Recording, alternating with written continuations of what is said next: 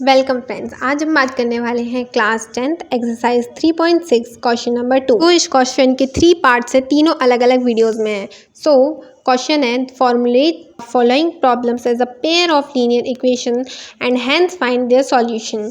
ठीक है, सो इस क्वेश्चन में क्या दे रखा है कि ये जो प्रॉब्लम्स दे रखी हैं हमें इन प्रॉब्लम्स का यूज़ करके पहले तो लीनियर इक्वेशन के दो पेयर्स बनाने हैं एंड देन उनको सॉल्व करना है। सो हमारा जो फर्स्ट पार्ट है वो है Ritu can row downstream 20 kilometre in 2 hours and upstream 4 kilometre in 2 hours।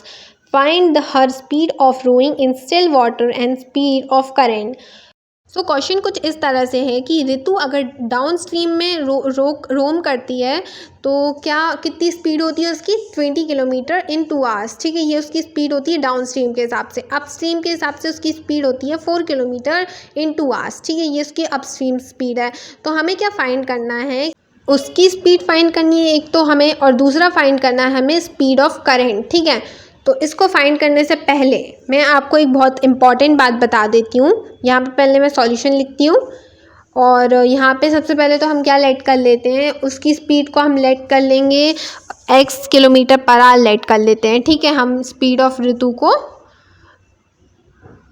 In still water x kilometre per our हमने ऋतु की स्पीड को लेट कर लिया, या ऋतु की बोट की स्पीड को लेट कर लिया। ठीक है, सो मैंने यहाँ लिख दिया। अब क्या करेंगे हम, जो हमें एक और चीज़ क्या फाइंड करनी है, हमें स्पीड ऑफ करेंट भी फाइंड करना है। तो हम क्या करेंगे, स्पीड ऑफ करेंट को भी लेट कर लेते हैं। क्या लेट करेंगे हम, y किलोमीटर पर आवर। ठीक है, per hour kilometre per our speed की ऐसा यूनिट होती है, इसलिए ये लगाना ज़रूरी होता है। ठीक है, सो हमने ये दो चीज़ें लेट कर ली। ठीक है, अब हम क्या करेंगे, मैं आपको एक इम्पॉर्टेंट बात बताती हूँ अब कि ये डाउन स्ट्रीम और अपस्ट्रीम होता क्या है।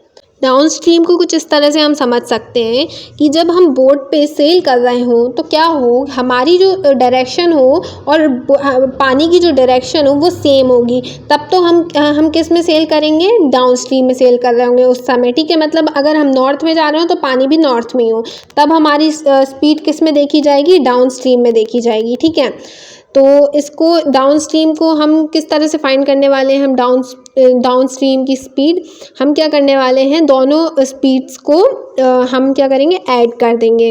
अभी आपको थोड़ा सा कॉम्प्लिकेटेड लगेगा ये, बट समझ आ जाएगा क्वेश्चन सॉल्व करते करते।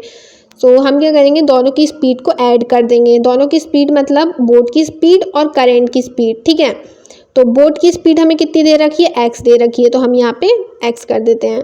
करेंट की स्पीड हमें दे रखी है y। ओके, सो x प्लस वाई हमें क्या दे रखी है, स्पीड क्या दे रखी है डाउन स्ट्रीम में 20 kilometre per our. Per hour मतलब अपॉन में 2। इन दोनों को कैंसिल आउट करेंगे तो क्या आ जाएगा हमारा, x plus y equal to 10। ये क्या बन गई, हमारी इक्वेशन नंबर 1 बन गई। ओके, अब हम क्या करेंगे, अपस्ट्रीम समझते हैं क्या होता है।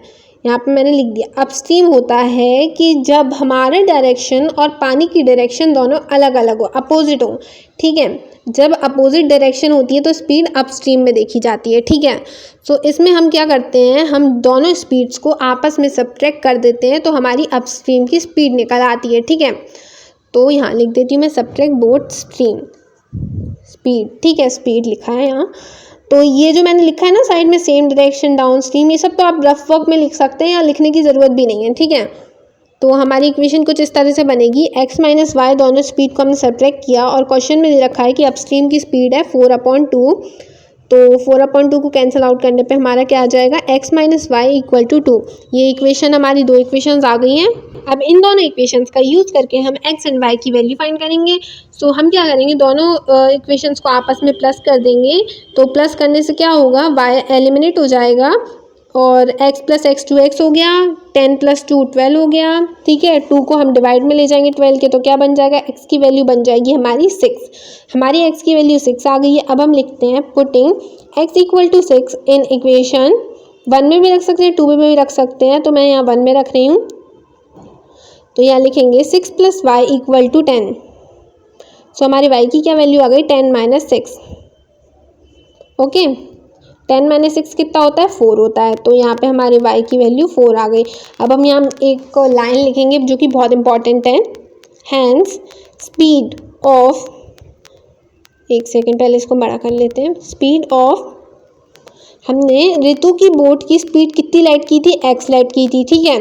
ऋतु की बोट की हमने स्पीड एक्स लाइट की थी और हमें एक्स की वैल्यू 6 मिली है, तो हम एक्स की जगह 6 लिख देंगे और kilometre per hour as it is रहने देंगे, ठीक है।